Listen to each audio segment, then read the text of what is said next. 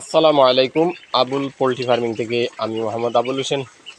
মাশাআল্লাহ, ভিডিওতে যে বাচ্চাগুলা দেখতেছেন এইগুলা খাকি ক্যাম্বেল হাঁসের বাচ্চা, যেটা আমরা সবাই জানতে পারি যে এইগুলা 18 মাস ডিম দিয়ে থাকে।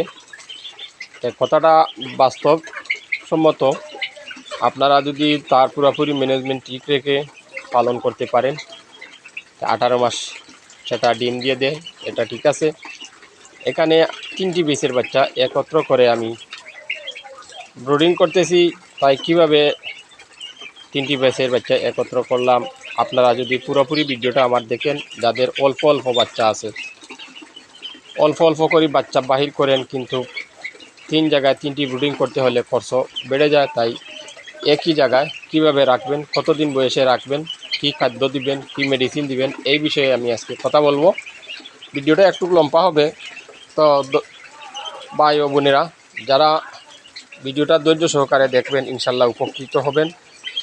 প্রথমত হলো বাচ্চাগুলা, প্রথম যে বেসের বাচ্চা বাহির হবে ওই বাচ্চা অন্ততপক্ষে 1 সপ্তাহ হয়ে গেছে, কিন্তু 1 সপ্তাহ পর আরেকটি বাচ্চা আপনার আরেকটি বেস বাহির হয়েছে। বারণের সাথে সাথে ওই 1 সপ্তাহের বাচ্চার সাথে একত্রে মিশাবেন না কখনো।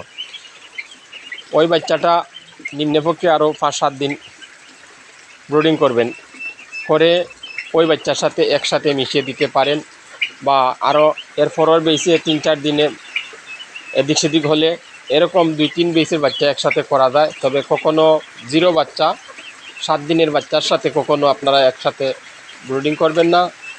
0 বাচ্চা যদি 7 দিনের বাচ্চার সাথে একসাথে করেন, বাচ্চা ছাপা পড়ে মারা যাবে। তো প্রথম অবস্থায় আপনারা ব্রুডিং দিয়ে এনে কী খাদ্য দিবেন, প্রথমে আপনারা, আমি যেটা দিই সেটা আপনাদেরকে বলছি। প্রথমে আমি লাইসোবিট দিয়ে দিই। লাইসোবিট যদি না থাকে রেনা WS দিতে পারেন, বা WS52, বিভিন্ন কোম্পানির বিভিন্ন নামে এই ওষুধগুলো আছে, এটা আপনারা চাইলে দিতে পারেন। 24 ঘন্টা সেটা চালাবেন। 24 ঘন্টা চালানোর পর আপনারা সয়াবিন দিতে পারেন। যেহেতু হাঁসের বাচ্চাগুলা ল্যাংড়া হয়ে মারা যায় এবং ল্যাংড়া থেকে আপনার ডার্ক প্লেগ রোগ হয়ে যায়, তাই আপনারা চেষ্টা করবেন যাতে হাঁসের বাচ্চাগুলাকে সয়াবিন দেওয়ার জন্য। সয়াবিন দিলে বাচ্চাগুলা সুস্থ থাকে, সবল থাকে। সয়াবিন 3 দিন চালাবেন একটানা, প্রথম 2 দিন সয়াবিন, 3 দিন, 5 দিন। এরপরে আপনারা নর্মাল একটি অ্যান্টিবায়োটিক দিয়ে দিবেন, যেটাকে ডক্সিবেট বলা হয়। ডক্সিবেট যদি না হয় আপনারা এসএ কোম্পানির অ্যান্টিডক্স দিতে পারেন। তাই এইরকম নর্মাল অ্যান্টিবায়োটিক একটা আপনারা ইউজ করে নেবেন, দেখবেন বাচ্চাগুলা সুস্থ থাকবে। এবং বিশেষ করে বাচ্চাগুলা গাড় বাঁকা হয়ে মারা যায় একমাত্র ভিটামিনের কারণে। এর থেকে রোগ জীবাণু ছড়ায়, ডার্ক প্লেগ হয়ে যায়, ভাইরাসজনিত সমস্যা দেখা দেয়।